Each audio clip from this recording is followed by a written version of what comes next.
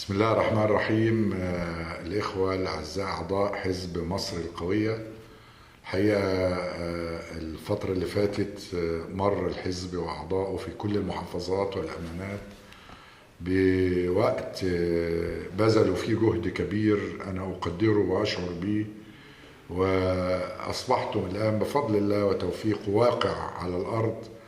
أرجو أن يظل أدائنا الذي التزمنا به على فترة عملنا في السنتين الماضيتين يتسم بنفس القدر من الموضوعية ومن سعة الصدر وتحمل نقد الآخرين. أرجو أن يستمر وضعنا يتسم بقدر من النضال ومن البطولة والإصرار، كل شباب الحزب ورجاله ونساءه مصرين على احترام قواعد وأسس التي بنينا عليها حملتنا الانتخابية ثم حزبنا مصر القوية، متفقين في مواقفنا وأدائنا مع الركائز الأساسية التي علمناها لحزبنا، والتي تتمثل أننا فخورين بأننا أبناء الحضارة الإسلامية، أبناء الرؤية الإسلامية السليمة والصحيحة والوسطية. نحن الذين نحاول ونجتهد أن نحول قيم ومبادئ الإسلام العظيم الذي نفخر ونعتز بانتمائنا ليه، نحولها إلى سلوك وأخلاق وأداء وضوابط لأدائنا، دون أن نحولها إلى مظهرة وإلى شكل خارجي أو إلى نوع من أنواع الشعارات. نحن حريصين أن نحترم أيضا ونلتزم في ركائز حزبنا بقضية العدالة الاجتماعية لشعب ولوطن ندين له بكل الولاء، وإصرارنا على الالتزام في أدائنا ومواقفنا السياسية بقضايا العدالة الاجتماعية وحقوق ومطالب الفقراء والمهمشين، مسألة أيضا ركيزة من ركائز عملنا. مصرين في ركيزتنا الثالثة والتي دائما نتحدث عنها لأننا يؤلمنا ألا تكون تحققت بالقدر الكافي حتى الآن، وهي ركيزة الاستقلال الوطني. شباب مصر في ثورة 25 يناير ضحوا وقدموا وبذلوا أملا ورغبة أن تكون مصر القوية دولة مستقلة لا تسير في ركب أي قوى عالمية أو قوى الهيمنة الأمريكية. نتمنى أن نجتهد جميعا ونتعاون إلى أن تنال مصر أو تكون مصر في سياستها الخارجية بالفعل نموذج للاستقلال الوطني الذي يبنى فيه السياسات على أساس التعامل بالمثل وتبادل المصالح، وليس السير فيما تمليه علينا قوى المهيمنة في سياستنا بأي حال من الأحوال. دائما نحرص في مواقفنا أيها الإخوة الأعزاء وفي أدائنا على أن نمارس المعارضة الوطنية التي تعاون كل وطني شريف سواء كان في السلطة أو خارج السلطة، تعاونه على خدمة هذا الوطن، ويكون هدفنا في المعارضة هي مصلحة الوطن فقط، وليس تحقيق مكسب حزبي أو شخصي على حساب المصلحة الوطنية. ألمنا في الفترة اللي فاتت أن يمارس بعض فصائل المعارضة معارضتهم بهدف تحقيق المصلحة الوطنية ولو على حساب الوطن ولو على حساب استقراره أو أمنه. دائما نذكر أنفسنا بأننا مصرين أن نلتزم وندفع الجميع على أن يمارس في أدائه الوطني وأدائه السياسي يلتزم بمبادئ السلمية، ولذلك ألمنا أن يتجاوز البعض في تعبيره عن رأيه أو ممارسته للعنف الذي راح ضحيته مجموعة من خيرة شباب مصر نتيجة ما حدث أمام قصر الاتحادية. كان هذا مؤلما لنا لأن دول شبابنا ولادنا أولى بهم وطنهم أيا كان اتجاههم وأيا كانت رؤيتهم.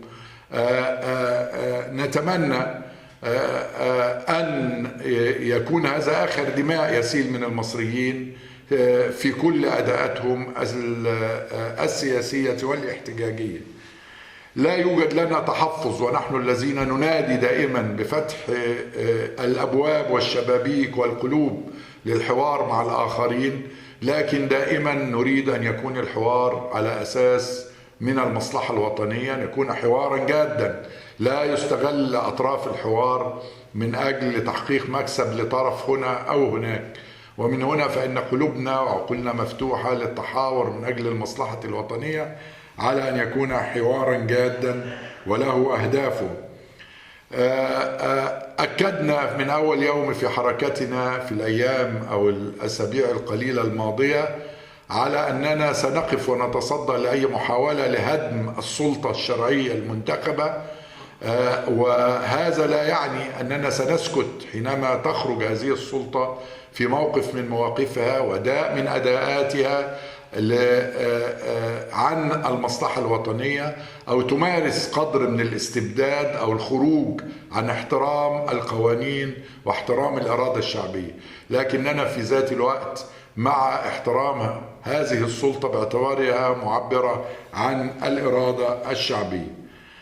موقفنا من الدستور كما أعلناه من أول يوم وعملنا عليه، وإثناء اجتماعات الجمعية التأسيسية بكتابات رسمية لرئيس الجمعية ولرئيس الجمهورية نفسه على المواد التي لنا فيها آراء أو تحفظ أو نرى أنها تتعدل، كنا واضحين في هذا اليوم في هذه الفترة جميعها على مرور حوالي 6 أشهر. قدمنا آراءنا وأفكارنا ونراها أنه صحيحا ومفيدا لوطننا في مسودة الدستور. لم نرى تجاوب في كثير مما قدمناه، ووجدنا أن مسودة الدستور المعروضة على الاستفتاء القادم تخالف في كثير أو في بعض موادها ما كنا نتمناه وما نريده. ولعلي في أحد البرامج أشرت إلى أن المسودة خالية من مسألة مجانية التعليم، وهذا كان خطأ مني وتجاوز أعتذر عنه، لأنها حينما راجعتها مرة أخرى وجدت النصوص تنص على مجانية التعليم، لكن كان المقصود في هذه المسألة هي قضية الصحة. أثق تماما أيها الإخوة الأعزاء شباب الحزب ورجال ونساء أنكم ستبذلون وقتكم وجهدكم ومالكم، بالذات ونحن نعمل في أجواء دخل فيها قدر من الانحراف والفساد، ستبذلون كل هذا خدمة لهذا الوطن. ما زلنا معتصمين بمبادئنا وقيمنا، ما زلنا نقول أننا نعتمد بعد توفيق الله سبحانه وتعالى وحده على جهدنا وعلى مالنا وعلى ترابطنا وعلى تماسكنا. ما زلنا نوسع صدورنا البعض في الحوار والنقاش، ما زلنا عندنا ثقة كبيرة جدا في إخلاص من نعمل ونتعامل معهم، ونقف نتصدى لكل أشكال التفسيق أو التكفير أو التخوين لأي من أطراف الوطن أو لأي ممن نتعاون معهم. سيذكر أيها الإخوة الأعزاء المستقبل لكم موقفكم الوطني الشريف حينما وقفتم تقولوا لدستور وجدتوا أنه لا يحقق طموحات هذا الشعب، تقولوا له لا لشيء إلا لأنكم كنتم تودون وتعاملتم بالفعل على أن يكون دستور مصر أكرم وأعز وأفضل من هذا الدستور. وهذا لا يقلل إطلاقا تقديرنا وإعزازنا للجهد الذي بذل في الدستور، ولا يقلل أن الدستور توجد فيه مواد ليست قليلة نعتز بها ونحافظ عليها، لكننا كنا نأمل أن تكون بقية المواد التي تحفظنا فيها وحددنا اختلافنا عليها بمثل هذا القدر من المواد الجيدة. أشكر لكم جهدكم وشكرا، والسلام عليكم ورحمة الله وبركاته.